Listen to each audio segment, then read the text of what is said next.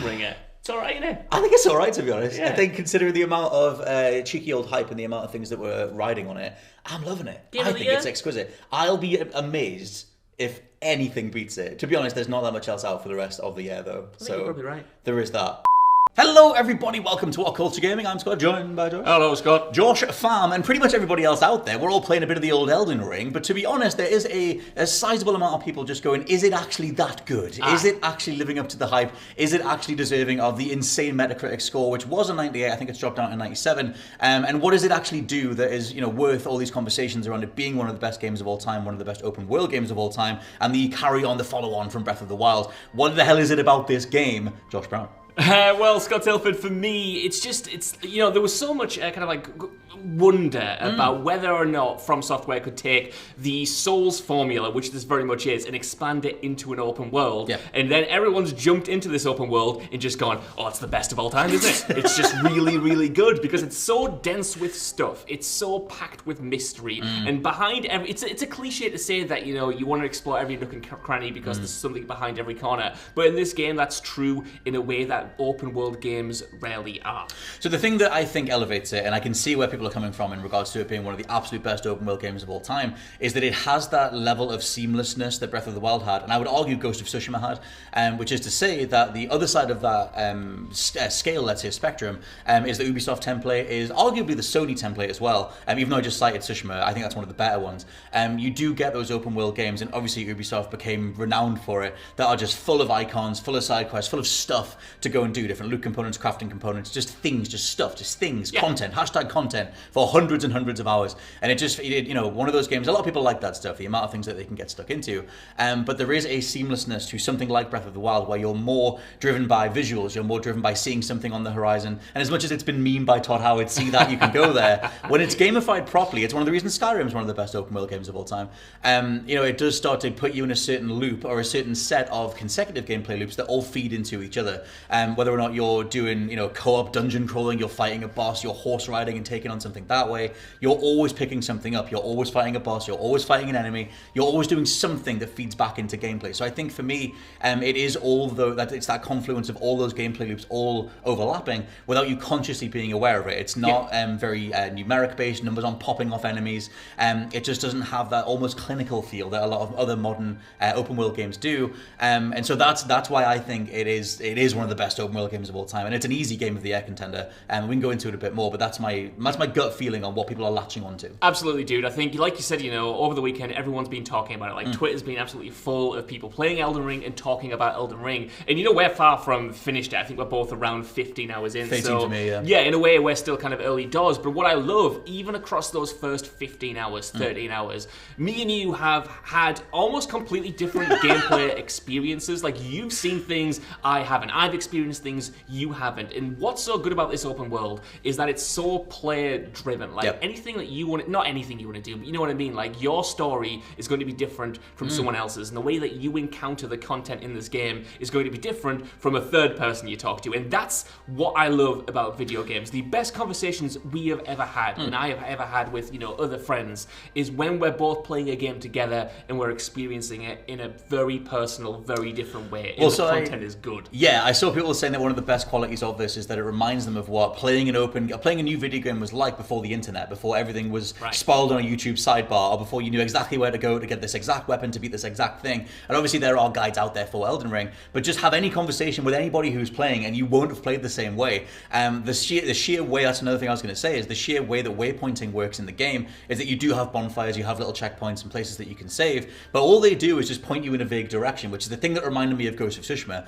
because that game obviously had the wind system where you would just swipe up on the touchpad and it just tells you, hey, your goal is over there somewhere. And you could get some HUD markers, but overall it was pushing you in an overall direction, which 9 times out of 10, if the open world is designed well, you'll stumble upon something else along the way. And in Elden Ring's case, that is, dilapidated ruins, it's underground stuff, it's a summon sign, so maybe you'll call someone in and fight a boss, or maybe it's a dragon swooping in, or whatever it is. And also alongside that, they've coded the game in a way that is not very expected. Like, you can absolutely miss really key upgrades, but at the same time, you can have them bestowed on you in a way that feels like it's unique to you. Yeah. Like I found summons way before you did. I got Torrent, the horse that you can ride around on, before you did. And it's little things like that where the world itself is triggering these encounters or triggering these cutscenes assumedly based on the amount of deaths you've had or where you are in the world. And it feels like it's this overall feeling of this guided hand, which is what Breath of the Wild nailed, where it was like, they know where I am as a player, and I'm not as in control of every single system. I'm just along for the ride, which is the mark of a really, really pristine game. Totally, and don't get me wrong, I think a lot of like the tricks that this game has up its sleeve, From Software has done before. Like if you've played, a Dark Souls, a Bloodborne, a Sekiro, like you're going to see a lot of the same tricks, a lot of the same kind of similar gimmicks, and certainly the same creativity. But this is different, I would say, because it's expanded on such a larger scale, and that makes it more player driven. Previously, even in like the most open of From Software's games, you were still going around like labyrinthine levels. Yep. You were encountering them in more or less the same way, with this being so open and with the scale being so, astronomical. It is ludicrous. It does feel way more player driven than it ever was. But everything you mentioned there, the fact that you can miss upgrades, the fact that you can like kind of get lost early on and maybe feel a little overwhelmed, I think that if this is your first Souls game, you might be having that initial reaction of, what am I missing? That's definitely what all the negative reactions on the weekend. Totally, and I think it might take some people maybe a little while. Obviously, for some people it just won't be their thing, but for people who it's their first Souls game, they might take a little bit of understanding the mechanics, understanding how this world works. And I think we're going to see a lot of new players coming to this game just because of they're seeing 10 out of 10s across the board. They're seeing this massive critical acclaim, and rightly or wrongly, I think even I do this myself. I might come into it and go, right, really? Yeah, impress me then. Go on. What's 10 out of 10 about this? Which is sets expectations on another level. But there's also the fact that the game opens with two bosses. There's a tutorial boss that's meant to kill you immediately, and then there's another horse rider boss that's right out the first area that will absolutely flatten you. But at the same time, I take them as hints to go wander in a different direction. To quote Gandalf, not all those who wander are lost. And it is one of those things, though, where it's listen to what the game's telling you. And I think that in the genre itself, open world stuff, we're very much conditioned for, okay, where am I going? What am I doing? What abilities do I need to get there? And what crafting materials, etc. And like I said, it's that clinical, boring approach to open world stuff that I'm personally completely sick of. It's why I thought Horizon was just a bit boring in that regard. But at the same time, Elden Ring, like I said, it has that overarching guiding hand philosophy, which you're starting to see in some games. Like I said, Breath of the Wild very much pioneered it. It's why that game is held up so much. And you can just pick a direction, and it's giving into that overall design ethos and knowing that whatever direction you wander in, it will fold back in eventually.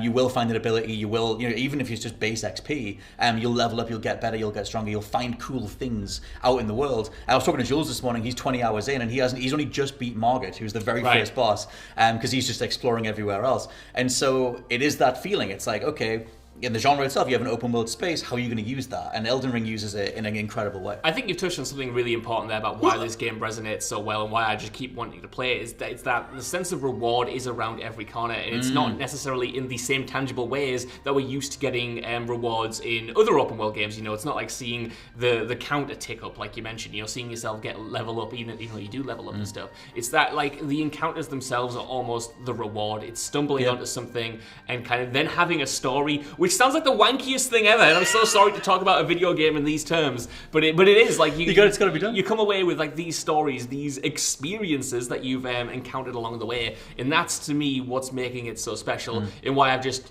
sunk every moment of free time I have possibly had this weekend into it. And I'm kind of annoyed that I've got to go to a gig tonight and not play Elden Ring. Who needs music when you've got Elden Ring? I think that it is interesting, especially I see a lot of people talking about the sheer memeable side of it, that the first Horizon drop and then Breath of the Wild obliterated it. The second Horizon just dropped, and now Elden Ring is here to show how it's done, quote unquote. But I do think playing them side by side, I went from 35 hours of Horizon, well, that's more than that now, whatever, straight into Elden Ring, they are miles apart. Like, this feels like the future of the genre. This feels like utilizing a 3D space in a way that most open world games don't.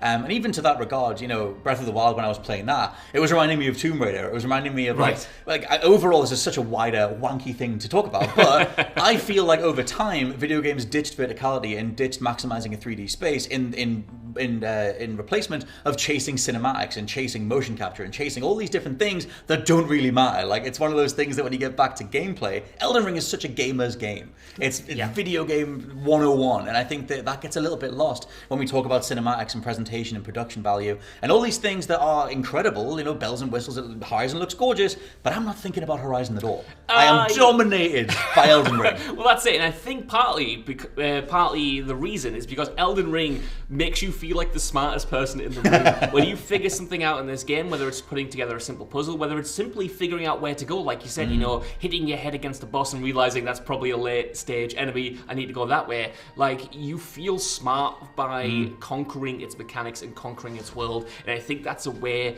to get into your brain. It's why I really adore these Zelda games that I've played. You know, when you solve a puzzle in a Zelda game, you feel like the smartest person who has ever played a video game, and Elden Ring gives you that kind of like same experience while you're out in the world, just kind of figuring out simple things like where to go, mastering the geography, mastering enemies, figuring out how the world works, all of that stuff. There's all these elements, like you said, and they coalesce into a really cohesive way, and not a disparate way like a lot of open world games do, where you've got like great experiences over here and then things that are clearly half-baked over here. Just, it feels unified. Yo, that's the thing. Unification is a perfect term to put on everything, because I tend to think of game design in terms of concentric circles, like what enforces everything else. And if you go on one of the widest layers of Elden Ring, it's this overall atmospheric, you know, a horror almost tone. Yeah. Like, it's dark fantasy. You know, around the corner you might find some crazy Lovecraftian creature that turns into like a sub-boss or something. But it all folds into everything else, because every step you take across the world, like, you know, in the moment feels rewarding, you are conquering something, but overall you're overcoming this place, which works metatextually. Like, obviously as a player you're getting better, but obviously as your character you're becoming the Elden Ring, the Elden Lord, or whatever you call them as well. So I think that side of it really enforces everything, and it's very FromSoft. Obviously Bloodborne was their Lovecraftian card right on the table, and I feel like they've learned a nice mix of that stuff. Well, that's it, dude. Like, I feel like I keep calling you dude. I don't know why. Hey, dude. It's what I do when I'm like really excited about something. Dog. And I enjoy it. Well, what you mentioned there about, you know, Bloodborne, you know, all of the other games that they have produced so far, I feel like this, you know, and I almost said this about Sekiro, but I feel this definitely here, that they've taken every game that they've produced so far, you know, all of these Souls-esque games, and kind of just mashed them together, and then even made them more than the sum of those parts. You know, they've taken all the lessons, all of the mistakes, and then you've got like this kind of, I hesitate to say it, but this ultimate, you know, Souls experience that's kind of notched that genre up another level, because I love those games. You know, FromSoft is one of my favorite developers. You know, I've loved all of their recent Souls titles, but even I was kind of thinking, where do you take this? What's the next step with this formula? And for me, I look at Elden Ring at this early stage, 15 hours in, and I go, that's it. That's the next step, I guess. Yeah, I think it's, like I said, it's kind of everything that we've said. It's weird because to some degree you need to play Elden Ring, but it's not about boiling it down to like one specific mechanic. It is an overall way that all those things are knitted together. And some stuff, I mean, right at the very beginning, they play a very Dark Souls card. It feels Dark Souls 101, down to the way the AI responds to you, down to the UI, just down to even the very way you're moving. Even the backstab animations, I think, are exactly the same. Like, they're 99% exactly the same. And it plays that card, at least to me, to get you into a sense of familiarity, into a sense of questioning exactly what they've done, only to blow it all wide open when you get out into the open world, when you start getting access to Torrent, and which is the horse, and start doing horse riding combat and fighting a dragon on horseback while firing an energy arrow out of nowhere, and then randomly summoning in 2 random lads and going on a dungeon crawl for 2 hours. Like, you can do those things and it all just works. Like, I hate that Todd Howard ruined that phrase. I know. But it just works, and I think that's the thing that, you know, it's an overall feel, it's an overall feeling of proficiency that just comes through. It's funny, man. Like, this is the thing. Like, video games are talked about with such hyperbole so much, and you hear these same kind of like marketing slogans thrown out about everything, which is why I'm almost annoyed at myself for doing this video, because I'm repeating them, but I mean them earnestly. We mean it. I mean them genuinely. You know, I feel like, you know, all of those things that a lot of open world video games say they do, this one actually delivers on, and that's why that's why it feels refreshing. That's why it feels satisfying. I mean, like I said, at 15 hours in, it might go tits up in the next 50. I don't know, but this early doors, I'm thinking, you know, this is absolutely a game of the year. If there is a game of the year, if there's a Final Fantasy 15 corridor section that just comes a stealth section, then maybe we'll reconsider. But yeah, let us know what you think down in the comments below. Depending on which side of the fence you're on, maybe you've not bought in yet. Let us know why. If you have bought in, let us know what you think of the game so far. For now, I've been Scott from WhatCulture.com. I mean, Josh from WhatCulture.com. And we'll catch you next time. Bye bye.